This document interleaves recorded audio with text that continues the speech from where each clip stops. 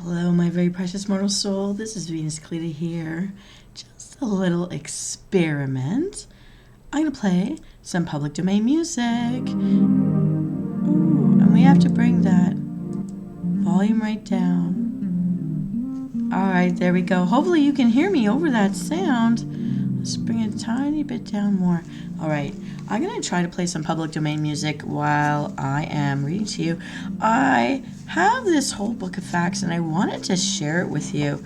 And I thought I'd do some trivia today, but we're going to play it my way. I'm just going to tell you about some stuff.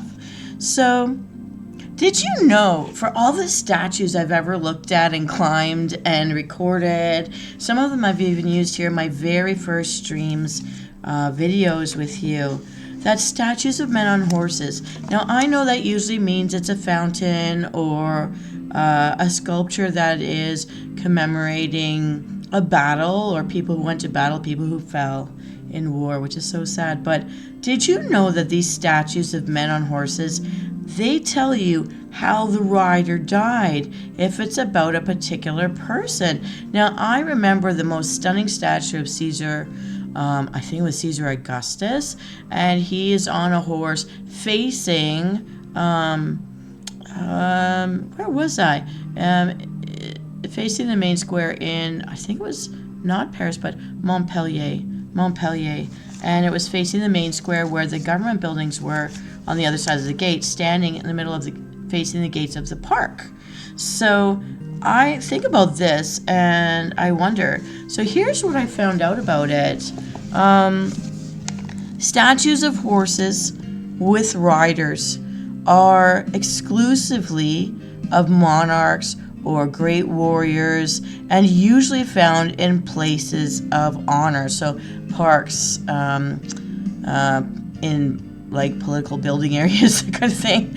And the tradition is that if the horse is depicted with all four hooves on the ground, the rider died of natural causes. Ooh, so that means one of the Juliuses, I think it was Caesar Augustus, must have died of natural causes. That's nice to know. If we went off to Ottawa or Toronto and looked at the statues around Parliament buildings, I think most of them do have all four legs down, but sometimes there's something up. So if one hoof is raised, the rider's death came from wounds that they incurred during a battle. I want to go back to all the statues I've ever looked at and check this out. That is interesting to know. They don't tell you this in school, but I wish I had known. Someone should tell us when you're on a tour. Maybe the tour guides don't even know. But that is very clever. And if two hooves are in the air, which that unicorn horse that actually gives water in a fountain over in France, I've seen one like that. If two hooves are in the air, the rider portrayed in the statue died in the battlefield. So, all four hooves on the ground, they died of natural causes. We hope that's old age. One hoof up, they got wounds, and those wounds are what took them out after the fact. But if they never left the battlefield alive, the two front legs of the horses, they're up. Two hooves are up off the ground. What an interesting fact. That is certainly interesting. All right, here we go with another public domain. I don't know. Do these sounds suit? Do they suit being in a trivia? It's all just an experiment to see what's going on. Okay, I'm going to try a different one. All right. Double violin concerto, first movement, Bach. They say this is public domain, so hopefully you can hear over my voice again. Making it as slow as I can. Okay. What do the distress letters SOS stand for? I've always thought it was Save Our Souls. Let's find out. Okay, so Morse code is a series of electrical impulses that sign the letters of a structural message. So SOS doesn't stand for Save Our Ship or Save Our Souls. What? So, as has been constantly believed. In fact, it stands for nothing. What? It was chosen as a distress signal at an international conference in 1906 because at 9 keystrokes, 3 dots, 3 dashes, 3 dots, it was thought to be the easiest combination to transmit. All right, so if you're dying, you can get that out in time and maybe someone will come and save you. Oh, man. Like, we've totally been misled by every TV movie. Just like, it means nothing. Just pump it out. Get someone here. Pump it out. That's kind of like funny, but not funny. Okay. What is the shortest English sentence ever created using all the letters of the alphabet? Western Union developed the sentence, "The quick brown fox jumps over the lazy dog." I know that from typing class, from keyboarding, so that you could practice typing every letter with your fingers. Okay, this was a test for the telex operations, and it's 35 letters long. However, it isn't the shortest English sentence ever created using all the letters of the alphabet. Wait, so the honor belongs to the sentence. Hang on, I have to make sure I'm saying this right. So there is something shorter than "the quick brown fox jumps over the lazy dog." It's called "Jackdaws love my big sphinx of quartz." What? I think I need to look up. It doesn't sound right. Like, it sounds dirty, but it's... I want to shout this at people when I'm stuck in traffic and, like, really confuse and upset them. But they won't know why. Jackdaws love my big sphinx of quartz. I guess if we said my big quartz sphinx, say that 5 times fast, my big quartz sphinx, we wouldn't have an F in the sentence. Although the PH sounds like... Okay. Jackdaws love my big sphinx of quartz. I need to know what a jackdaw is. If somebody could tell me in the comments, what is a jackdaw? My big sphinx of quartz. I keep thinking of sphincter. Oh my goodness, I just don't know. Things you didn't know you would hear today, but now you know. And you're welcome, Venus Callida. I just want to touch base with you guys today, and I'll be on later tonight anyways for Dragonflight Follies, but I am committed to keeping the weight off that I recently lost from our March break week, and it's starting to slowly creep on because I've been very bad with my beverages, drinking more than water. So I need to settle that craving, but I'm going to go swimming. I'm going to go swim for a few hours. So the sun is actually out for the first time in I don't know how many months. Even when I went on a vacation for March break for the first time in my life, it rained almost the whole time. So I have to say, seeing the sun out there, I want to get going, but first I want to just spend a few minutes with you and share some interesting fun facts to keep our neurons firing, to keep us feeling excited, to get our juices flowing. Here, whoa. This is another public domain called Robot Coupe by Lost European. Oh, it's got lyrics, but it has this gorgeous car, so... Coupe. No, we can't use that one because it's got lyrics. It's competing with me. Okay, let's try another one. Oh, that's not... Nope. Let's try this one. This is New Age Music, The Calling.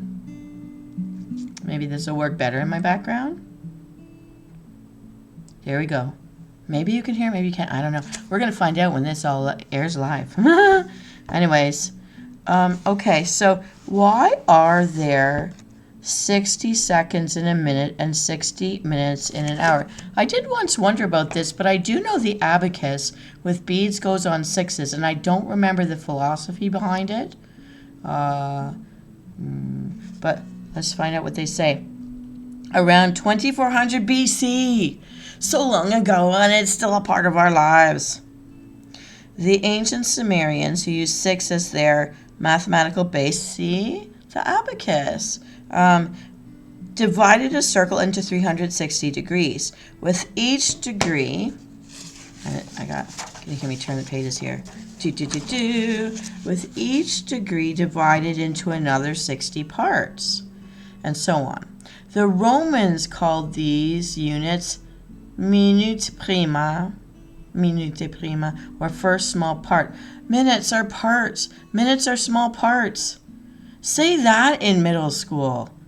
Help, children. These are just all little pieces. They're little parts. Okay, 60 parts.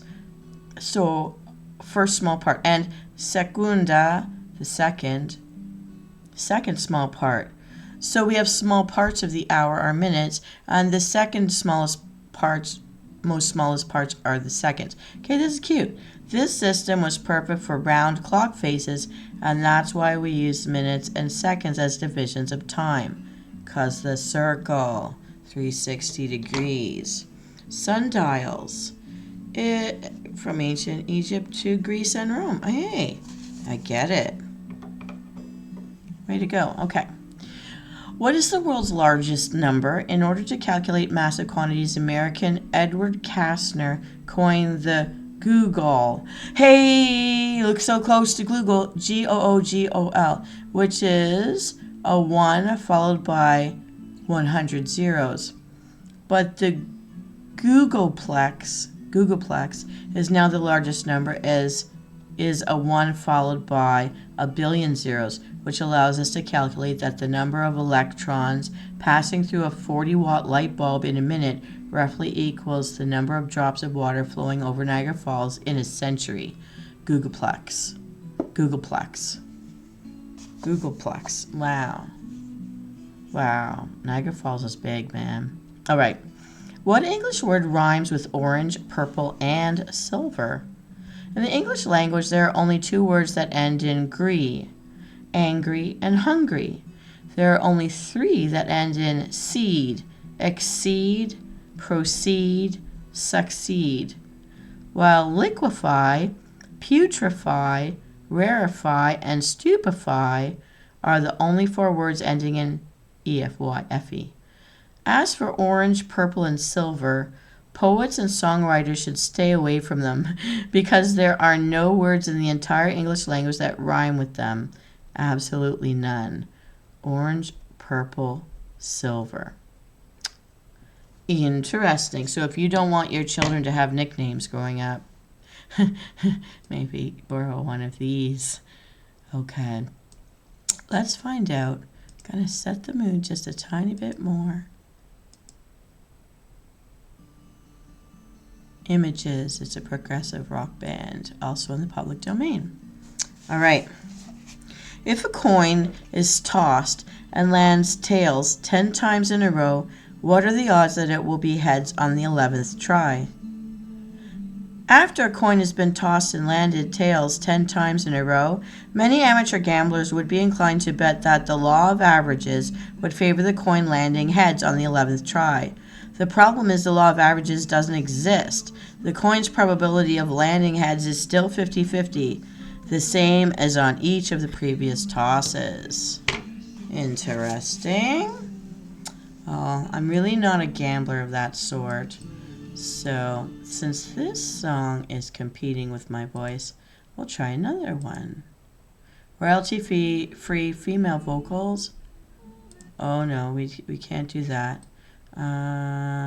Royalty-free children's music. Why not? It must give us some levity to our trivia. All right, here we go. Precisely who qualifies as a baby boomer? A baby boomer is someone who was born after soldiers of the Second World War had come home and up to 18 years later. Ooh, definitely not us. So The period differs in some countries. In the U.S. and Canada, 20 million babies were born during the boom between 1946 and 1964. North America's first baby boomer, Kathleen Casey Wilkins, was born in Philadelphia 1 second after midnight on January 1st, 1946. Well, they're very strict with all that. There is a royalty-free comedy music called the Burpy-Burp Song. I'm going to switch to that because these other royalty-free songs all seem to have lyrics. Let me see.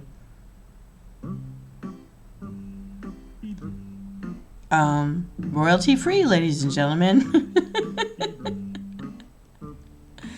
And should we continue? Okay, we'll try to continue here. Is Mount Everest the world's tallest mountain? Mount Everest may be the world's highest mountain, but it's not the tallest. I don't know what the difference is. Well, I guess it depends on what's under, starting from what's under the water versus what's at the top of the water. Hawaii's Mauna Kea is 4,000 feet taller, but its huge base is submerged, which means Everest rises higher above the sea. Actually, satellite measurements indicate that the Himalayan peak K2 at 29,030 feet is 2 feet higher than Everest, but snow and erosion make precise measurements difficult to attain. Interesting. Okay. And the next piece of trivia. Was there ever a planet named Vulcan, as in the Star Trek series? I thought that Vulcan, there is a Vulcan out there. Is it a moon? I don't know. Okay. In 1845, scientists believed that the only explanation for Mercury's confusing and erratic orbit of the sun would be the presence of gravitational pull from an unseen nearby planet, which they named Vulcan out of a scientific theory. Okay. Eventually, Albert Einstein, through his theory of relativity, explained Mercury's behavior, thus eliminating the hypothetical planet Vulcan until it was resurrected by Gene Roddenberry in Star Trek. There must be something out there named Vulcan. I would like to think that there's one, say, outside of Pluto. That would be kind of nice. Okay. I'm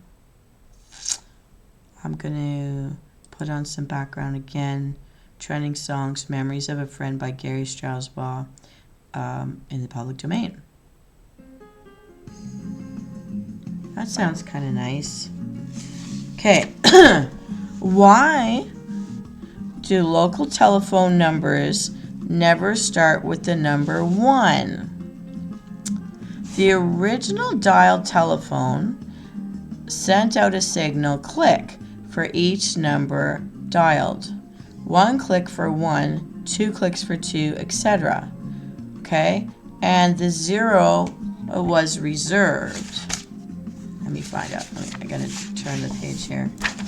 The 0 was reserved for the operator. So 1 was never used because early switching systems read every signal as beginning with 1 click, regardless of the number you were dialing.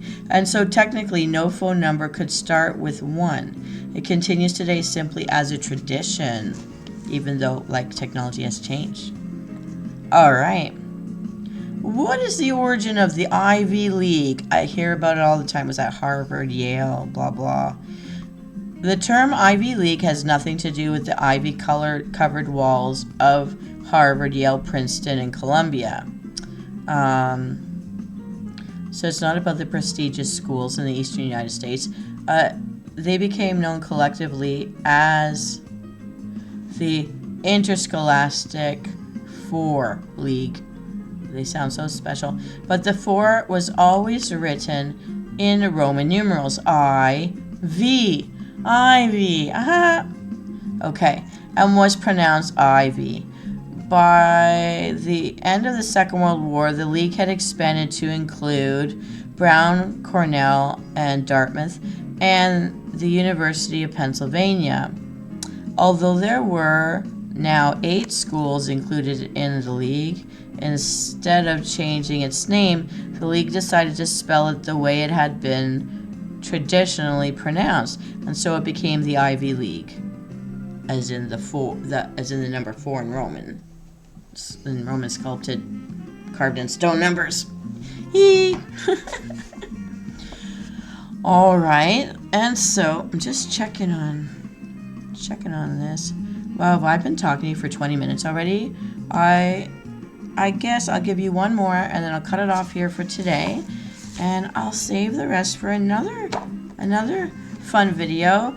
Just like to keep it in little short spurts to tease your mind, tickle those neuron pathways, get them flowing, and yeah, help you get on with your day. Okay, what is the difference between bravery and courage? Both bravery and courage are acts of valor and imply a certain strength and fearlessness. There is, however, a subtle difference meaning between the two words. Courage comes from the French word cœur, meaning heart. Oh, from the heart. Do you do it from the heart?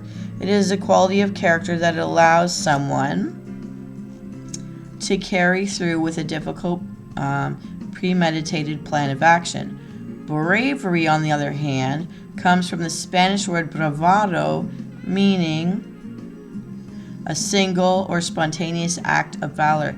It is not planned. So bravery, you go into it knowing what you're trying to do.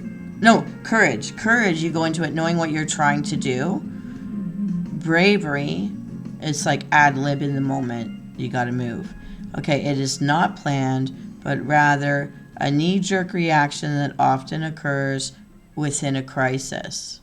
So those of us who can function well in a crisis, we are brave. Those of us who make a plan and head in there knowing that we're up for something that could be difficult, knowing there's a risk of failing, knowing there's a risk of hurting or dying, that's courage. Acts from the heart. I really like knowing that. That's really nice. Okay. Well, I'm going to leave you here with those thoughts. Give me your own fun facts in the comments. We can discuss another time. And if there's a particular topic you'd like to hear me talk about sometime, especially if we go to a live episode, let me know. And I'm going to keep making these little video shorts. I'm going to try to keep them around 20 minutes each, just long enough to have a few fun facts for your day and take it with you to start a conversation with someone out there. It's always fun to be the person with a new conversation, a little tidbit here and there. And well, that's it for me. Done playing Cliff Clavin. This is Venus Callida, hoping you have a wonderful day, helping you clear out that brain fog. To me, out here where I am, the sun is out there despite the clouds. I'm going to go soak some of it up. My skin really needs it. And I'm going to just, if you can hear it, have a little swig of water to hydrate. And I'm going to drink to your health and mind. So I'm raising my box water. And here we go. Chug a lug.